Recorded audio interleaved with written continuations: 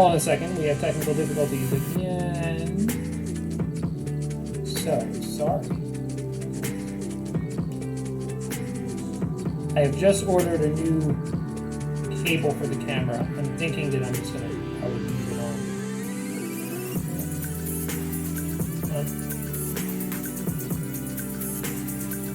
on. We will get this working. There we go. That's technically good. Okay.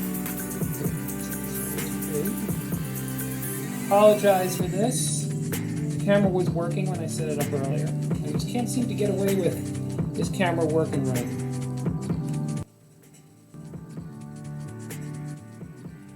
Whew. Nothing like a bumpy late start to the morning. Welcome to the poetry studio. My name is Joseph. I have cameras that keep breaking on me, and so I'm going to have to just rely on my laptop camera for a while now as I wait for the right cable to come in, because this cable isn't really shot. But welcome. Today we're going to be reading poetry and writing poetry, as we have been doing every morning for 134 mornings, I think it's been, which has been pretty exciting to have that amount of mornings be the amount of mornings that have been happening with this. So it's been really, really awesome to be here. And thank you so much, Fool Killer, for checking in, being here. It's so good to see you. And why don't we get started with our poetry reading, since we are running a little late. I'm only going to be writing one poem today. Today I'm going to be getting on that commission about someone whose birthday is too close to Christmas, just to kind of enjoy it and have a good time with it and rock that.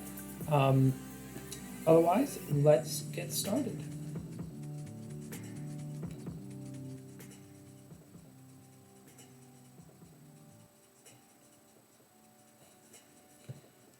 So I'm kind of trying to see which poem am I reading today. I always plan these out, and then I forget. MP.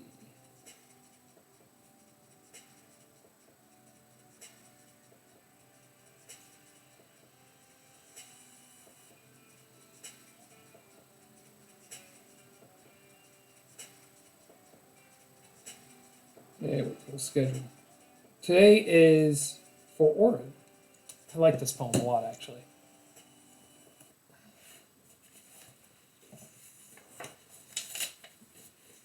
So what I've been doing is every morning I have been going through and reading from Brian Sonia Wallace's The Poetry of Strangers, which is about his experience being a typewriter poet across the United States, which is cool.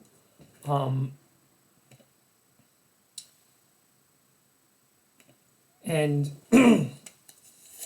goodness, you would think that I just woke up a little while ago, but it's definitely not the case. Instead, I had everything planned out, everything was all set, and then when the camera broke on me, I had to scramble during those entire 4 minutes, and so I feel like I rushed into this not ready. Recentering. Welcome to the poetry studio. And at least it's somewhat of a planned surprise if you forget it. Exactly. There's the benefit of being able to surprise myself once again with the poetry, wondering what was I going to read again today? And that was kind of the case with this today. So Brian Sonia Wallace gets on the train, and he spends a couple of months going back and forth across the United States writing for people on the train. And he meets this wonderful person called Orin. What he finds is he finds a lot of people are riding trains, traveling on trains in this different form of transportation, one that's a little archaic in the current age, because they might have a fear of flying or because they want to try something that's alternative. But again, just like any other type of transportation, it gets you to interact and meet people you never would have met. One of the most interesting things that I learned when I was in college, I would sometimes interact with different clergymen, bishops, and stuff like that from my faith. And they always talked about how they found that they had the best conversations with people, learn things about everyday people whenever they were sitting next to them on a train or a bus or a plane. That was some of the stories that these religious leaders would tell. Because when we're traveling together, there's this kind of unified feeling that's kind of develops. And so one of the people that Brian meets, Orin, is not really that much of a poet guy, it seems, but Orin gets this poem from Brian. Across the country again, reliving railroad memories, same country, fresh faces. We wound these ways around our fingers, taking home with us. So at the Grand Canyon we were home. In the deserts of New Mexico, home. Wherever you were was always home. And now you've gone ahead to get things ready. You were always so clever and thoughtful like that. And I'll be there, promise. But for now, I'm riding the rails, never too old for an adventure, for fresh faces and kindness that never goes stale.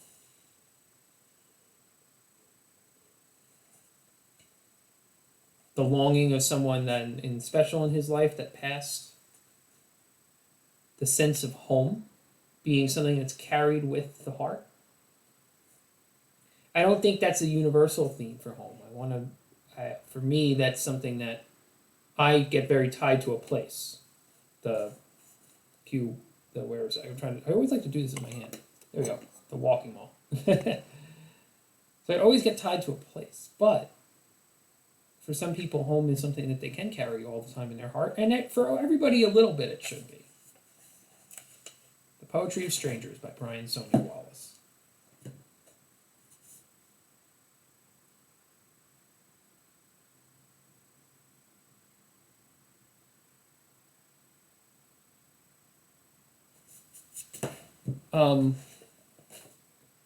So, let us begin to write. Sometimes the streams just flow right off the tongue, and sometimes they're a bit faltering. But that's okay, because it makes for the uniqueness of it.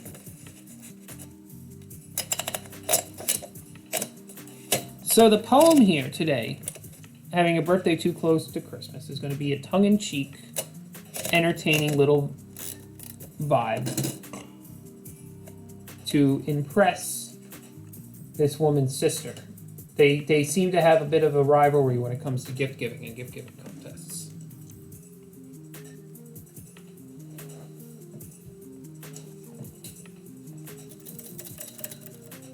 All right.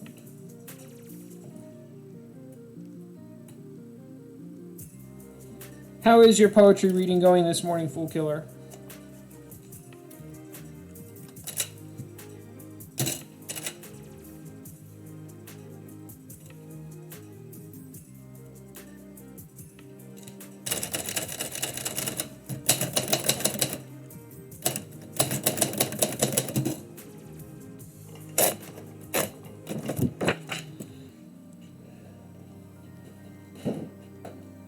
I thought of a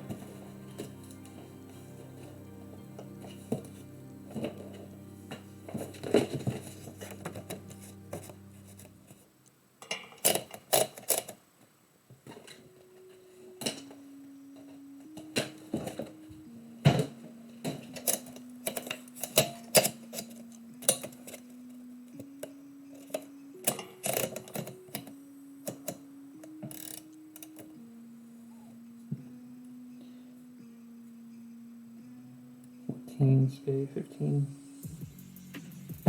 I just finished, luckily it was a shorter one. Sometimes they are crazy long. Yeah, I'm not a fan of super long poems myself, to be honest. I like the shorter poem. It definitely gets to the meaning quicker. But some poems that are longer are really good. But there's a lot more that you got to do with a longer poem. I've been workshopping with my writing mentor some medium-length poems. It's been exciting. I'd do more workshopping if I wasn't spending time in the mornings when I woke up extra early, not editing.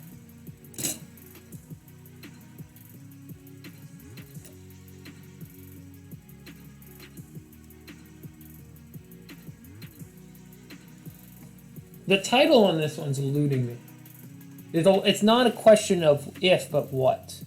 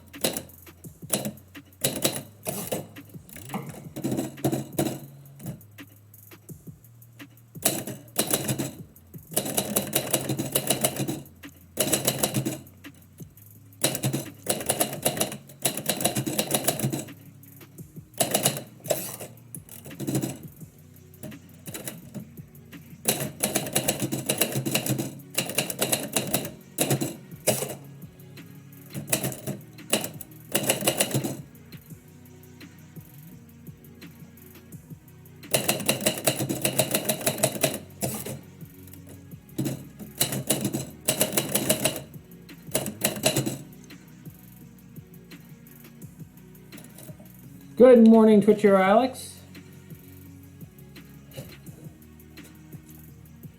We are writing a poem about having a birthday too close to Christmas.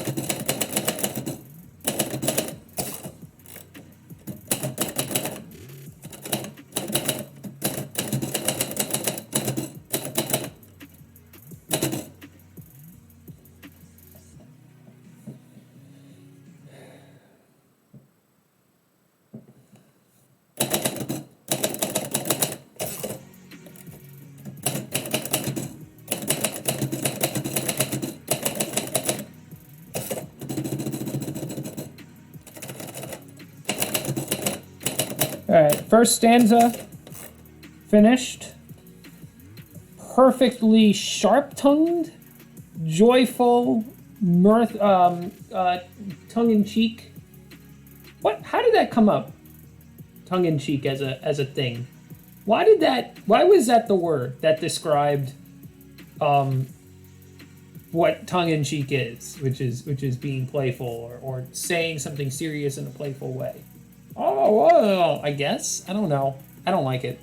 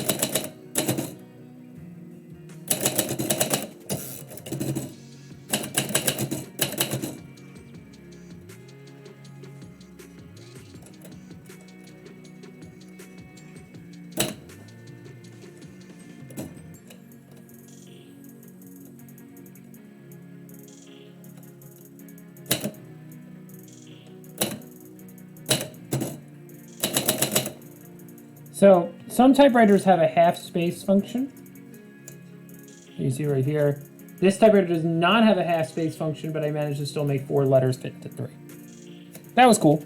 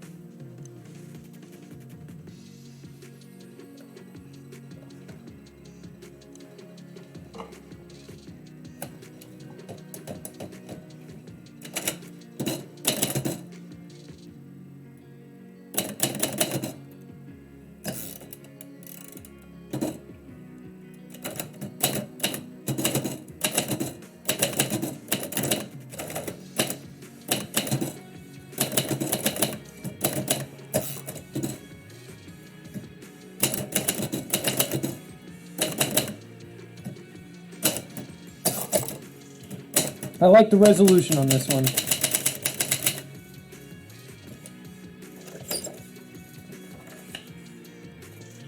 Bookiller says, you saying that just got me thinking about a typewriter as a word piano.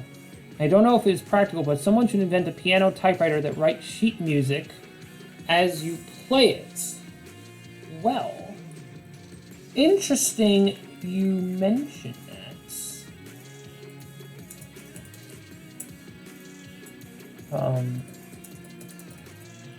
There isn't so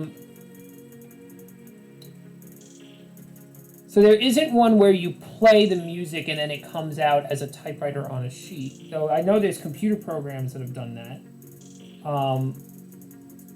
But there is this, which this is one of many different examples of a music typewriter.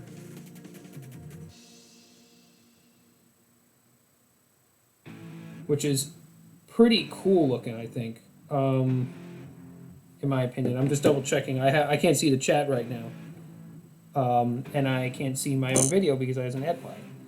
I should probably fix that. But this is a little piece of machinery called the Keaton Music Typewriter. I've had the privilege to see one in person. It's a little fragile, so as a result, they aren't really functional as actual machines, but these are sheet music typewriters, and there's several different types that attempted to be able to mechanize or mechanize the use of creating sheet music. Let me bring back, I think if I hit Control-1, let's see if that works this time. It didn't work before.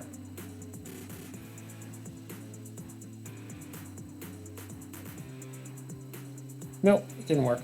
All right. Such a delay on my video. Yeah, So if you look up sheet music typewriter, you'll find that there's a couple that are like that. This is the poem, Holly Jolly Birthday. It's the most convenient time of the year, where Black Friday sales can count for both a birthday and the birth of a savior. Saving those pennies to double up smartly and wrap two gifts in one. And a sister understandably outshone by the literal arrival of God. Magic men prancing on rooftops where, it seems, it is everyone's special day, the passing year lost on the tinsel and cheer. But on your anniversary of arrival, everything shines in stars. Smiles burst forth from children and companions. The radio sings, the choir sings, everything sings for the hope of the world, for the hope in your world, that though the wrapping paper may be less, may the family, the sisterly, the whole glory be is upon us. So who says it isn't all for you?